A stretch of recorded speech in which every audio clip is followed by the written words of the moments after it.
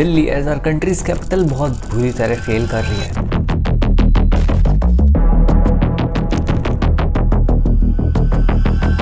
दिल्ली के air pollution के नीचे दबे हुए हैं उससे भी कई ज़्यादा खतरनाक रीजंस जो कि आपको सोचने पर मजबूर कर देंगे कि अगर आप दिल्ली में हैं तो वहाँ से बाहर निकलना ही सबसे बेस्ट ऑप्शन क्यों है। और इस वीडियो के बाद आप दिल्ली को एक अलग नज़रिए से देखने वाले हैं जिसके अंदर आपको एयर पॉल्यूशन हाथी के समान चींटी जैसा लगेगा। तो आइए आज के इस वीडियो में आप लोगों को दिल्ली घुमाया जाए।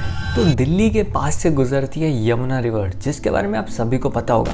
अब दिल्ली का 3.5 बिलियन लीटर से भी ज़्यादा सीवेज का पानी अनट्रीटेड ही यमुना रिवर में रिलीज कर दिया जाता है। चलो ये सब तो ठीक है कि रिवर्स को हम एज ए नाली की तरह इस्तेमाल में रहे, उसमें क्या दिक्कत है। लेकिन दिक्कत यहाँ से शुरू होती है जब 70% ऑफ दिल्ली का ड्रिंकिंग वाटर भी यमुना रिवर से ही लिया जाता है, जो कि ऑलमोस्ट 5 करोड़ 70 लाख लोगों को पानी प्रोवाइड करता है, जो कि ऑस्ट्रेलिया की पॉपुलेशन का लगभग डबल है। और अगर आप ये सोच रहे हैं कि दिल्ली का सीवेज से सिर्फ दिल्ली ही इफेक्ट हो रहा है तो ऐसा नहीं है, क्योंकि यमुना रिवर से बहुत सारी कैनाल्स निकलती है जो कि उत्तर प्रदेश और मध्य प्रदेश के काफी सारे खेतों को पानी प्रोवाइड करती है। और अगर यही सीवेज वाला पानी हमारे खेतों में जाएगा और वहीं पे उगी हुई फल सब्जियां हम खाएंगे तो हमारी फूड साइकिल की चेन पूरी बर्बाद हो जाएगी। यमुना रिवर और दिल्ली का करीबन 22 किलोमीटर का टच पॉइंट रहता है जिसके अंदर 80% ऑफ द पॉल्यूशन सिर्फ दिल्ली से आता है। तो इस तरीके से दिल्ली तो अपने ही खुद के जाल में फंसता ही है, लेकिन उसके साथ साथ में आगे आने वाले काफी सारे गांव और छोटे छोटे कस्बों को भी ले डूबता है और उनसे सप्लाई हो गई वेजिटेबल्स एंड फ्रूट्स काफी ज्यादा कंटेमिनेटेड रहते हैं।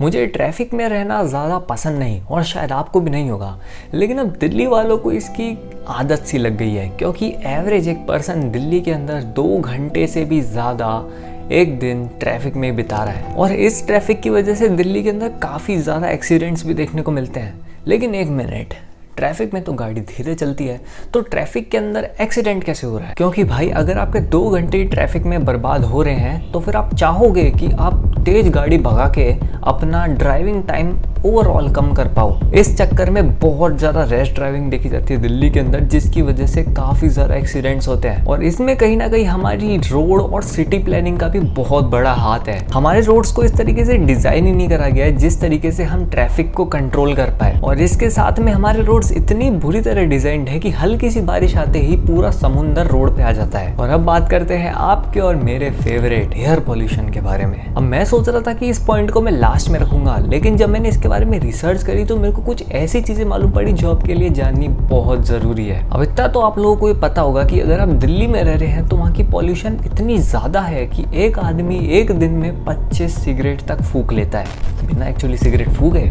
बट ये बात किसी को नहीं पता होगी कि ये चीज आपके ओवरऑल लाइफ को 12 साल तक घटा सकती है, provided that the average age of average Indian is 67 years. तो अगर आप दिल्ली में रह रहे हैं तो इस नंबर में से 12 साल कम कर लीजिए। ये नंबर काफी ज्यादा चिंताजनक है, क्योंकि दिल्ली हमारा देश का कैपिटल है और अगर हमारे कैपिटल में यही हाल रहेगा तो कैसे हम हमारे बाकी कंट्री को इन्फ्लुएंस करेंगे। अब आप खुद ही सोचिए कि अगर कोई फॉरेनर इंडिया घूमने आता है तो सबसे पहले उसके दिमाग में क्या ख्याल आएगा? मैं दिल्ली में लैंड करूंगा और वहां से मैं बाकी जगह घूमने जाऊंगा। और अगर दिल्ली में ही उसे फर्स्ट इंप्रेशन ही ऐसा मिलेगा तो पूरी कंट्री को लेकर उसका माइंडसेट क्या रह जाएगा। और ये चीज हमें देखने को भी मिल रही है काफी सारी एम्बेसीज के अंदर। अगर आप एम्बेसीज के बारे में नहीं जानते तो आपको फटाफट बताता हूँ, और अगर आप जानते हैं तो आप इस टाइम स्टैम्प के ऊपर जंप कर सकते हैं। बेसिकली ग्लोबलाइजेशन के चलते हर एक देश के अंदर एक ऑफिस होता है जो कि उस कंट्री को रिप्रेजेंट करता है। जैसे कि इंडिया के अंदर पाकिस्तान का भी ऑफिस है,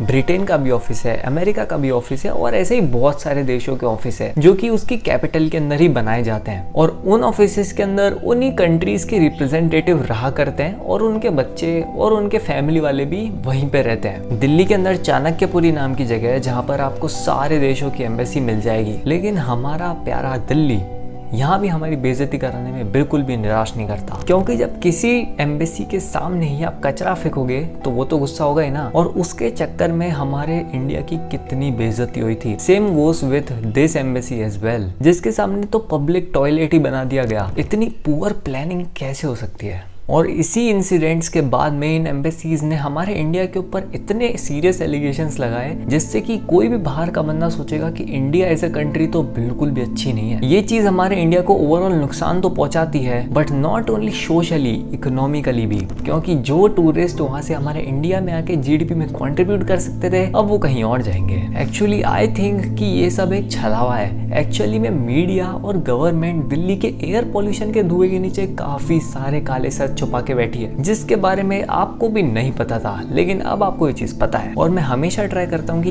ऐसे ही यूनिक एंड वैल्यूएबल पॉइंट्स खोज के लाऊं जिनके बारे में ज्यादा लोग बात ही नहीं कर रहे। तो अगर आपको ये पॉइंट्स लेजिट, वैल्यूएबल लगे हो और अच्छे लगे हो, आपको कुछ नया जानने को मिला हो, तो प्लीज आप मुझे सपोर्ट कर सकते हैं bye subscribing the channel. And मैं आपको मिलूंगा अगली वीडियो में। बाय।